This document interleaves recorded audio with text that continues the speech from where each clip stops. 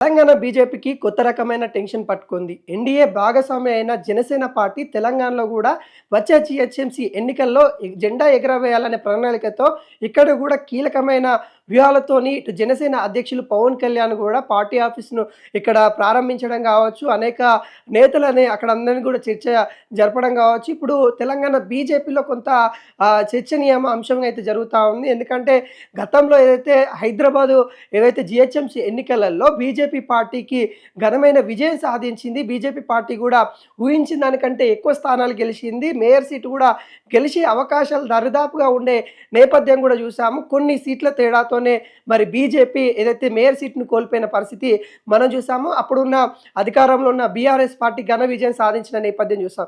అయితే ఇప్పుడు 3 కార్పొరేషన్లుగా డివైడ్ చేయడం, ఇక్కడ కూడా కాషాయపు జెండా ఎగరవేయాలని కూడా ఇటు బీజేపీ అయితే ప్రయత్నాలు చేస్తూ ఉంది. ఈ నేపథ్యంలో ఇక్కడ జనసేన కూడా ఎన్డీఏ భాగస్వామి అంటే ఆ కూటమిలో భాగస్వామి ఇటు బీజేపీతో చేతులు కలిపిన పార్టీ. ఈ నేపథ్యంలో మరి ఇక్కడ సింగిల్గానే పోటీ చేస్తామని ఇటు బీజేపీ చెప్తోంది, ఇటు జనసేన కూడా చెప్తున్న పరిస్థితి కనబడుతుంది. అయితే ఓట్లు చీలే అవకాశాలు ఎక్కువగా ఉన్నాయి. ఏదైతే ప్రభుత్వానికి యాంటీగా పడే ఓట్లు ఏవైతే ఉన్నాయో అవి దరిదాపుగా ఇటు బీజేపీ మరియు అదేవిధంగా బీఆర్ఎస్ పార్టీ, ఇటు జనసేన 3 పార్టీలు కూడా మరి ఇట్లా షేర్ చేసుకోవాల్సిన నేపథ్యం కనబడుతుంది. మధ్యలో టీఆర్ఎస్ పార్టీ అంటే కవిత స్థాపించిన టీఆర్ఎస్ పార్టీ కూడా బరిలో ఉండే అవకాశాలు కనబడుతూ ఉంది. ఒక ప్రభుత్వానికి వ్యతిరేకంగా వచ్చే ఓట్లు ఏవైతే ఉన్నాయో అవి ఈ 4 పార్టీలు అయితే పంచుకోవాల్సిన పరిస్థితి కనబడుతుంది. ముఖ్యంగా బీజేపీ ఓట్ బ్యాంకింగ్ అనేది ఇటు జనసేన మరియు ఇటు బీజేపీకి రెండింటి మధ్యలో చీలే అవకాశాలు ఉన్నాయనే ఆవేదన వ్యక్తం చేస్తూ ఉంది. ఇటు పవన్ కళ్యాణ్ గారు తెలంగాణ హైదరాబాద్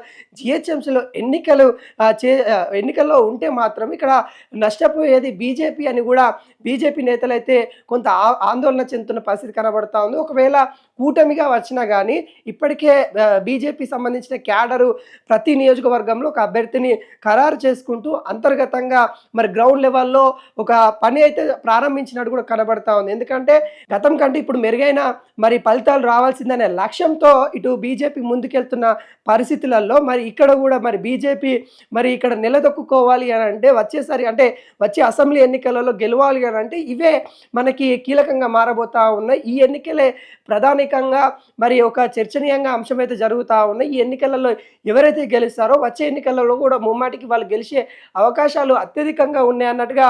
ఎందుకంటే రాష్ట్ర రాజధాని కాబట్టి ఇక్కడ హైదరాబాద్లో ఎవరు గెలిస్తే వాళ్ళకి ఎక్కువ అవకాశాలు ఉండే నేపథ్యం కాబట్టి ఇక్కడ 3 కార్పొరేట్లుగా డివైడ్ అయినా కానీ ఇక్కడ కాషాయపు జెండా ఎగరవేయాలని కూడా ఇటు బీజేపీ ప్రణాళిక చేస్తూ ఉంది. ఈ నేపథ్యంలో జనసేన ఇక్కడ పోటీలో ఖచ్చితంగా ఉండబోతా ఉందనే సంకేతాలు పవన్ కళ్యాణ్ గారు ఇస్తా ఉన్న నేపథ్యంలో ఒకవేళ కూటమిగా వచ్చినా కానీ అంటే ఒంటరిగా ఉంటామని వాళ్ళు ఇద్దరు చెప్పినప్పుడు కూడా ఒకవేళ ఆ సమయానికి కూటమిగా వచ్చినా కానీ మరి అక్కడ ఉన్న స్థానాలు ఎవరికి ఏ స్థానం ఇవ్వాలి, మరి నా స్థానమే కోల్పోవాల్సిన పరిస్థితి వస్తుందా, మా స్థానం జనసేనకి కేటాయిస్తే మరి మేము ఎక్కడి నుండి పోటీ చేయాలి, మరి మాకు బీజేపీలో అవకాశం కలుగుతుందా లేదనే ఆందోళన బీజేపీ నేతలు అయితే చెందుతున్న పరిస్థితి కనబడతా ఉంది. ఎందుకంటే అక్కడ నరేంద్ర మోడీ గారు ఇటు పవన్ కళ్యాణ్ అంటే జనసేన అధ్యక్షులు పవన్ కళ్యాణ్ వీళ్ళిద్దరి మధ్య కూడా స్నేహబంధం మనం చూస్తూ ఉన్నాము. వాళ్ళిద్దరి మధ్య ఇటు పవన్ కళ్యాణ్ గారికి చిన్న అనారోగ్య సమస్య వచ్చినా కానీ నరేంద్ర మోడీ గారు స్వయాన్ని ఇంటికి వెళ్ళి అక్కడ చూడడం కానీ ఇవన్నీ కూడా మన చర్చనీయంగా అంశం జరుగుతూ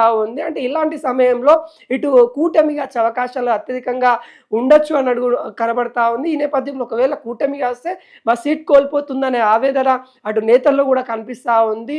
ఇప్పటికే ఎస్ఐఆర్ ప్రక్రియ తెలంగాణలో ప్రారంభమైపోయింది. ఈ ప్రక్రియ తర్వాత మరి ఓటర్ల లిస్ట్ వచ్చిన తర్వాత ఎన్నికలు ఉండే అవకాశాలు కనబడుతుంది. అంటే అక్టోబర్ చివరికల్లా మరి వాటికి సంబంధించిన ఎస్ఐఆర్ నివేదిక వచ్చే అవకాశాలు కనబడతా ఉన్నాయి. నవంబర్ ఫస్ట్ వీక్ కానీ సెకండ్ వీక్ కానీ ఓట్లకు సంబంధించిన మరి షెడ్యూల్ వచ్చే అవకాశాలు ఉంది. అయితే ఈ సంవత్సరంలోనే జిహెచ్ఎంసీ ఎన్నికలు ఉండే నేపథ్యం కనబడతా ఉంది. అయితే దానికోసం ప్రణాళిక చేసుకుంటూ వెళ్తున్న పరిస్థితులలో జనసేన రావడం ఓట్లు చీలే అవకాశాలు ఉన్నాయన్నట్టుగా ఇటు జనసేన నేతలు భావిస్తూ ఉన్నారు. ఇటు అదేవిధంగా బీజేపీ నేతలు కూడా అదే భావనలో ఉన్నట్టు కూడా కనబడతా ఉంది. ఈ పరిస్థితులలో మరి జనసేన ఇక్కడ మద్దతు ఇవ్వడం బెటరు. పోటీ చేయకుండా ఉంటే బాగుండు అనే విధంగా తెలంగాణ బీజేపీ భావిస్తున్నట్టుగా తెలుస్తా ఉంది. ఒకవేళ అదే గనక కోరినట్లయితే అదే విధంగా ఎందుకంటే మనం గతంలో గూడా చూసాము. ఏదైతే జనసేన ఇక్కడ తెలంగాణలో పోటీ చేయకుండా ఇక్కడున్న బీజేపీకి సపోర్ట్ చేసిన నేపథ్యం గూడా చూసాము. ఇక్కడున్న ఏదైతే టీడీపీ నేతలకు గూడా కొంత సపోర్ట్ చేసిన నేపథ్యం చూసాం.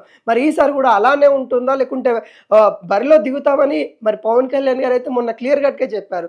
ఒకవేళ ఇటు జనసేన గూడా పోటీలో ఉంటే మాత్రం నష్టం ఇటు అధికార పార్టీలో ఉన్న నేతలకు ఎంత నష్టం వాటిల్లుతాదో ఇటు బీజేపీకి, బీఆర్ఎస్ పార్టీకి గూడా అంతే నష్టం వచ్చే అవకాశాలైతే కనబడుతుంది. ఎందుకంటే మనం చూస్తా ఉన్నాం. స్వల్ప ఓట్ల తేడాతో గూడా గెలిసిన చాలామంది గూడా మనకు కనిపిస్తారు. 10 ఓట్లు, 15 ఓట్ల తేడాతోని గూడా గెలిచిన వాళ్ళున్నారు. ఆ 10, 15 ఓట్లు గూడా మరి కొంత చీలే అవకాశాలుంటాయి గాబట్టి ఇటు బీజేపీ పడే ఓట్లు జనసేనకు పోవచ్చు. ఇటు కాంగ్రెస్ పడే ఓట్లు జనసేనకు పోవచ్చు.